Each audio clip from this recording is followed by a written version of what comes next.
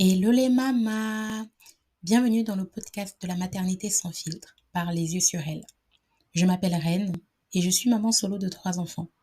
Je suis également psychopraticienne spécialisée dans l'accompagnement des mamans. On se retrouve dans ce nouvel épisode pour parler grossesse, avortement, comment ça se passe dans un couple. Ah, sujet touchy, c'est délicat. Je vous explique.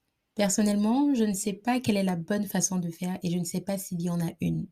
Alors j'ouvre le débat et ça m'intéresserait de connaître vos avis.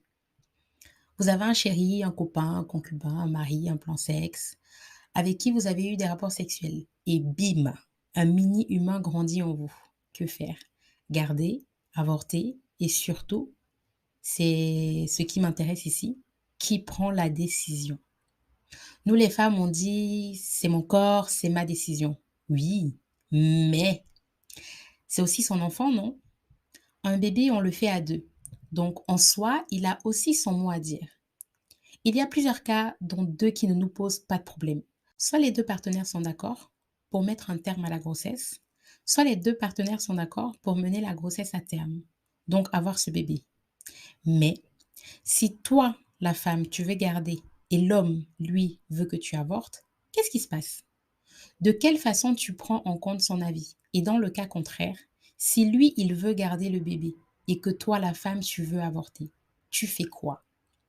Une amie m'a dit, tu accouches, tu lui donnes l'enfant. Ok. Et si quand tu accouches, il te dit, maman, je ne veux plus, il faut garder ton bébé. Tu gères comment? Tu te retrouves coincé car tu ne vas pas jeter tes 9 mois. Moi, je suis complètement d'accord qu'il faut consulter le producteur de sperme. Mais lorsque son avis est contraire au tien, qui prend la décision finale? Posez la question à vos hommes, c'est un vrai sujet qui m'intéresse.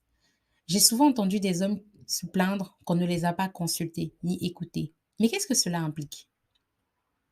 Personnellement, j'ai été confrontée à cette situation. Le monsieur voulait que j'avorte, mais moi non. Je l'ai écouté, j'ai entendu ses arguments et j'ai même pris rendez-vous avec ma sage-femme pour savoir comment ça se passait un avortement. Pour vous dire que pour moi, j'estime que j'ai vraiment pris en compte son avis.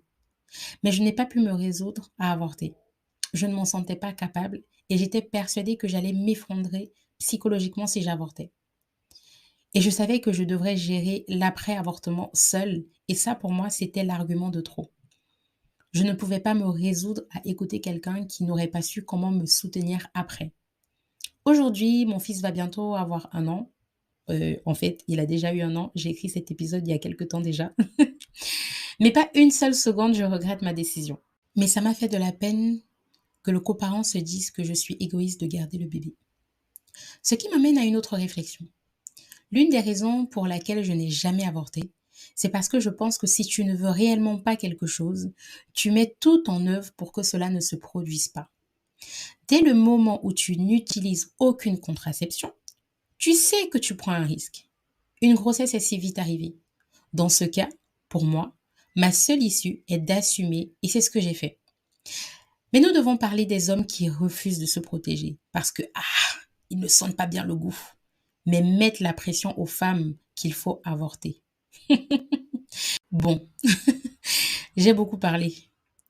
Ça, c'est un autre sujet qu'on aura l'occasion d'aborder un peu plus tard. À vous les studios et dites-moi ce que vous en pensez. Bisous les mamas!